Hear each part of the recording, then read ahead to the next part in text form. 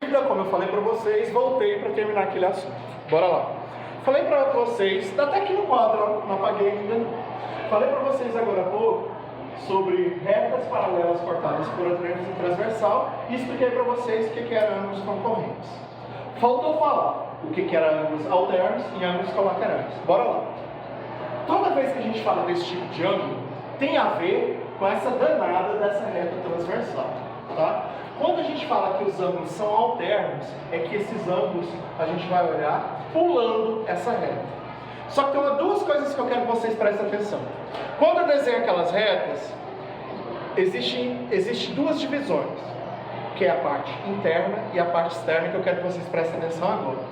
Quando eu desenho duas retas, a parte interna é essa parte dentro das retas, isso aqui, tá? E o externo é o que está de fora, tá bom? Quando eu chamo ângulos alternos internos, é o seguinte: se eu pego um ângulo aqui, ó, eu pulo a reta e olho ele do outro lado. Esse é um alterno interno, tá? Então, o ângulo D, ele é alterno interno quando é.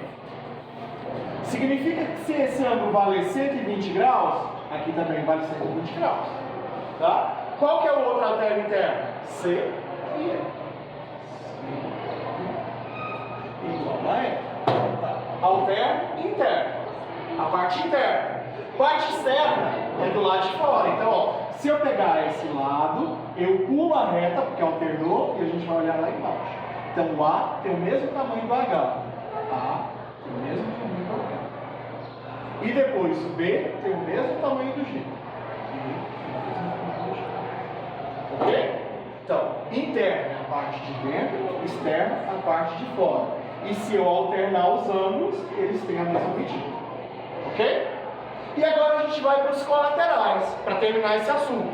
Lembrando que ângulos colaterais são ângulos que estão do mesmo lado da reta e, além disso, a soma deles, quer dizer, os ângulos colaterais, a soma deles tem que dar 180. Alterno interno não era alternado? Colaterais está do mesmo lado. Então, ó, colateral e interno são esses dois. Significa que a soma dos dois, ó, D mais E é igual a 180. Qual é o outro lado? F e C. Ou seja, F mais C é igual a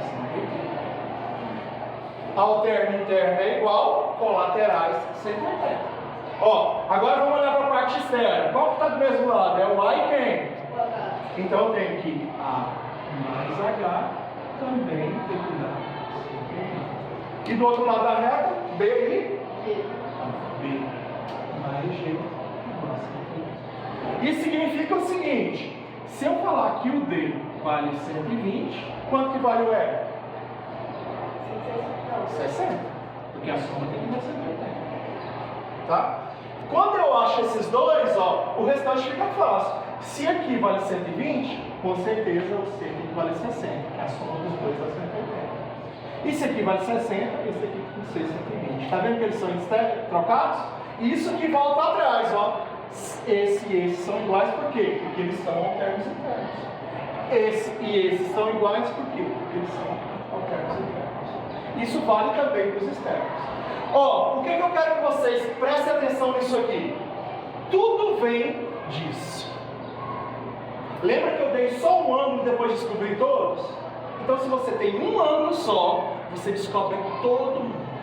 Tá? Por quê? Porque a gente já sabe que ângulos opostos periféricos são iguais. Então, se eu já sei esse é igual a esse, consequentemente esse é igual a esse. E assim vai para os outros. Sendo assim, ó, o resto tudo ali cabe nesse mesmo problema. Tá? Só lembrar uma coisa, que é o mais importante de tudo: ângulos alternos internos. Ok? É isso aí, estudem. Fala, Elisa.